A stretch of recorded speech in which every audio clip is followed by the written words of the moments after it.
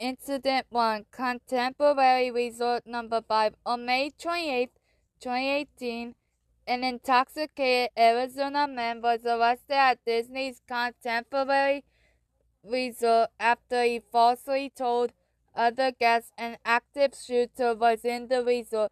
Panic soon followed and the resort was placed on lockdown until police arrived. The reports were traced back to the man who was found hiding in bushes outside of the resort.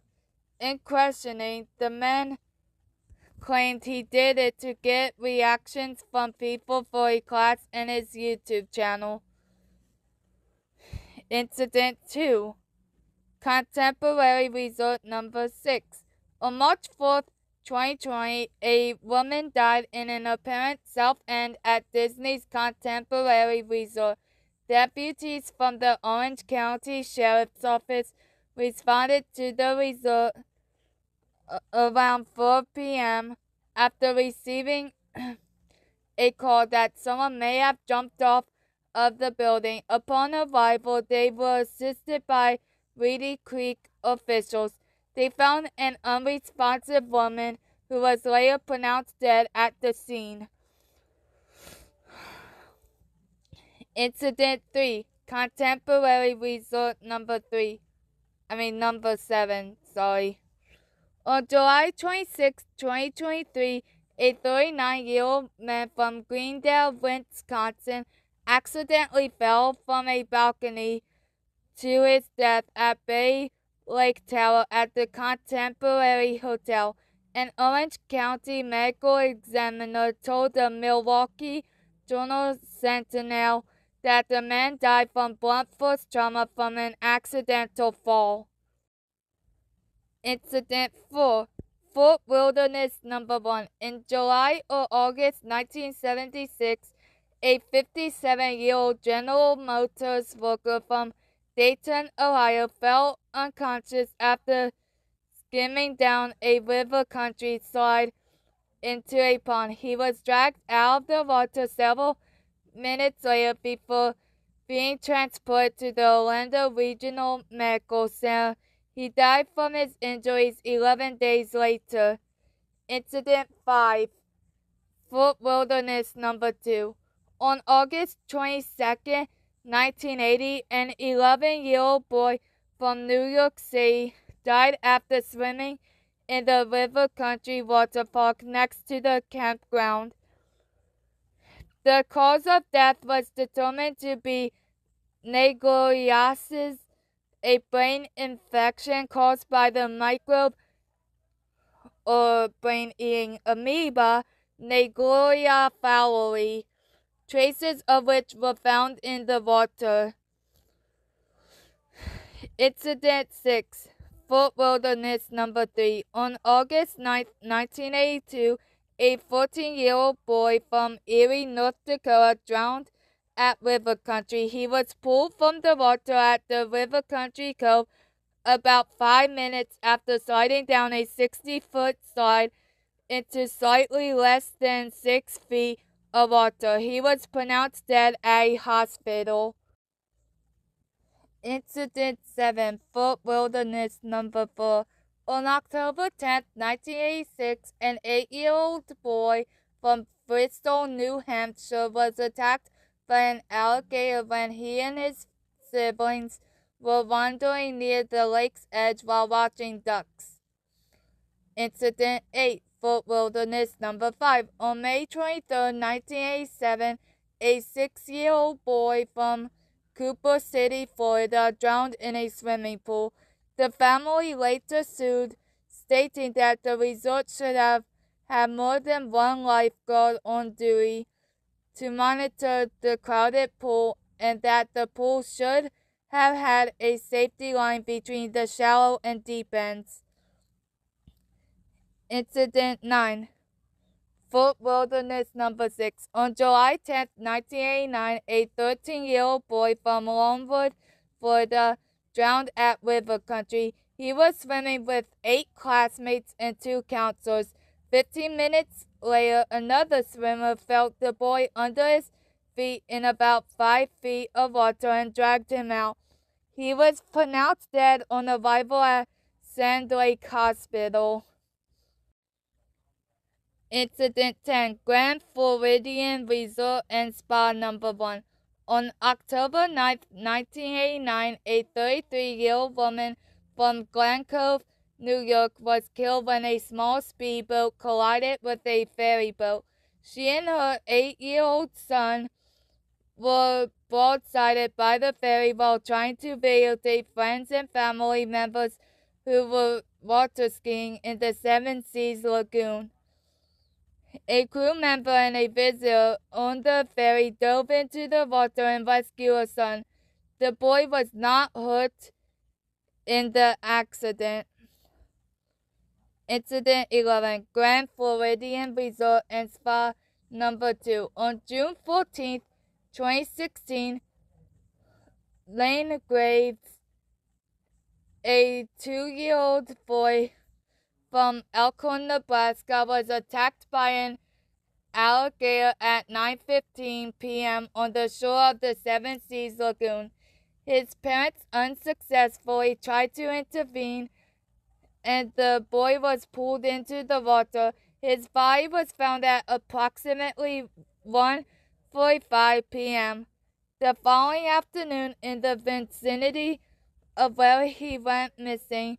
He was found 12 to 15 yards from the shore in about 6 feet of water. The medical examiner ruled that the child died of drowning and traumatic injuries. Okay, so I'm gonna make a playlist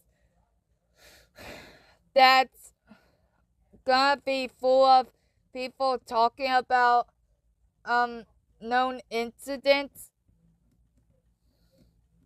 whether it be like true crime videos or news broadcasts. So be on the lookout for that. Incident 12. Polynesian Village Resort. On April 6, 1982, a 2-year-old girl from Sunrise, Florida died after being injured outside a park restaurant. She was standing in line with her family outside the Coral Owl coffee shop when she and her 12-year-old sister were playing with a rope tied to a large menu board. The girls pulled on the rope and the board fell on top of the toddler, killing her.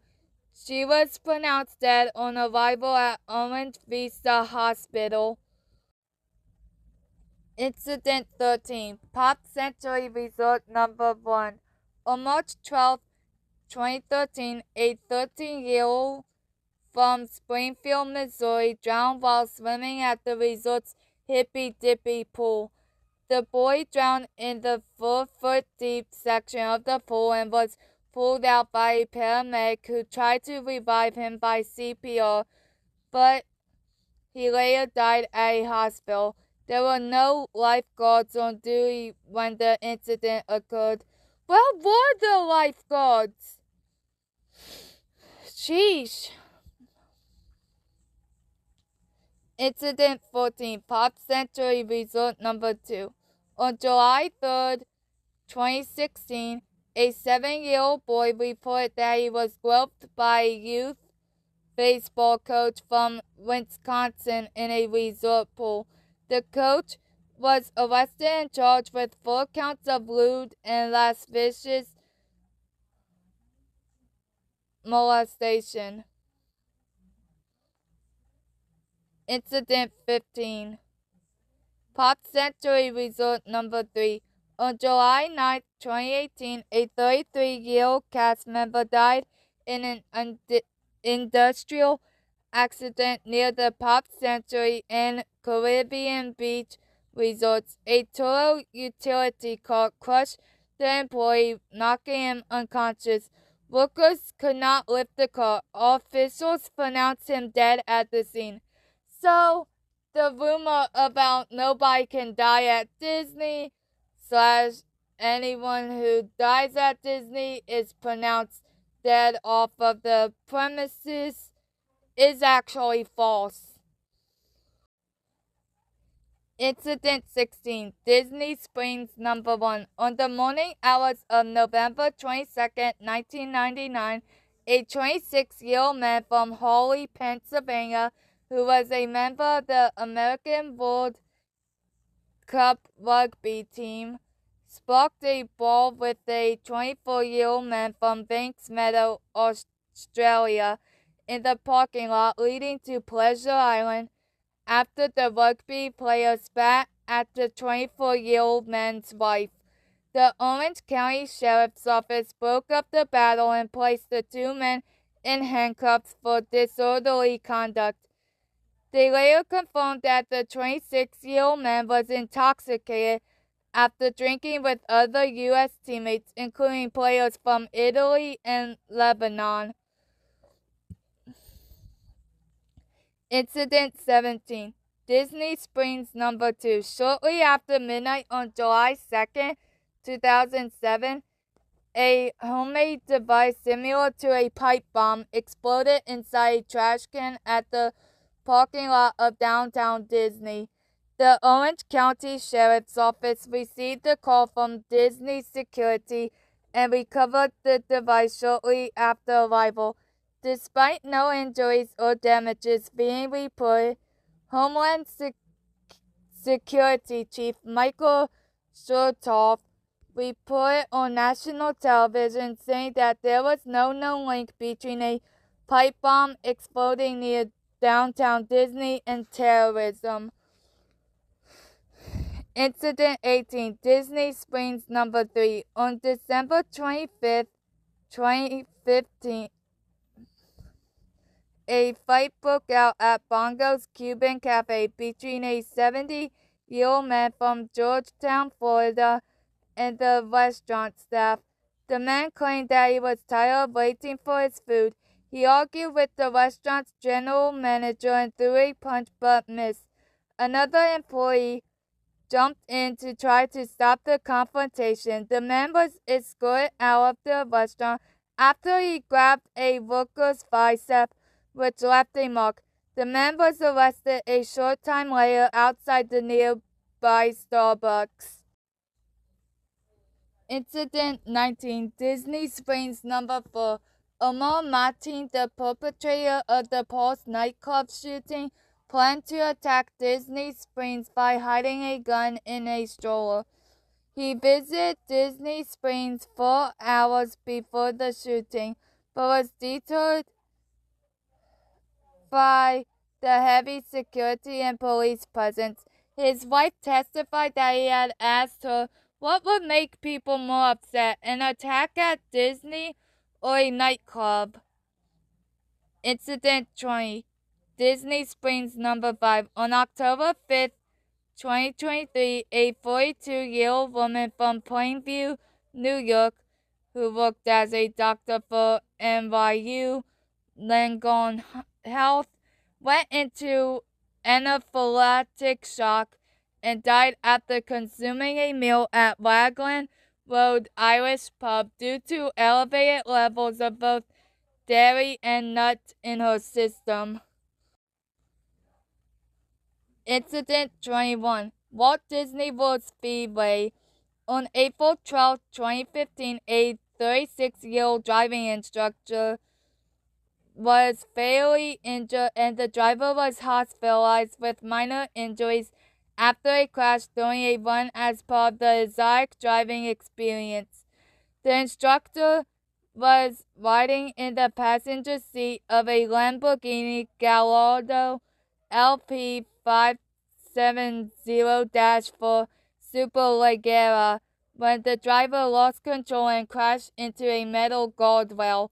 The Florida Highway Patrol investigated and announced that while the decision to run vehicles clockwise instead of counterclockwise, as the track was designed for, may have been a factor in the incident, it was an accident and no charges were filed against the driver since it occurred on private property. Incident 22, 2011 Earthquake and Tsunami.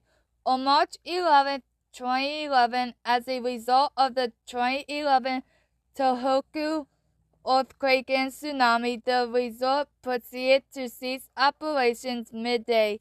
The resort's parking areas were flooded after the earthquake. Initial reports stated that the flooding was caused by the resulting tsunami, but police later stated that liquefaction was the more direct cause. No visitors or employees were injured during the quake, but at least 20,000 of the estimated 69,000 visitors that day spent the night inside the resort's two theme parks due to the closure of Tokyo's public transportation systems. Incident 23, COVID-19. Due to the 2020 COVID-19 pandemic from the novel COVID that spread to Japan, the Oriental Land Company closed the resort, including Tokyo Disneyland, Tokyo DisneySea, and the Speedway shopping complex from January 29th to July 1st, 2020. Incident 24, Parade Number 1. On January 8th, 2008, a portion of a parade float collapsed during a presentation of the park's Disney Dreams on Parade. Moving on, a steel pillar weighing an estimated 300 kilograms fell from the Buzz Lightyear float not far from park visitors. No performers or visitors were injured, and the pillar was removed by cast members shortly afterward.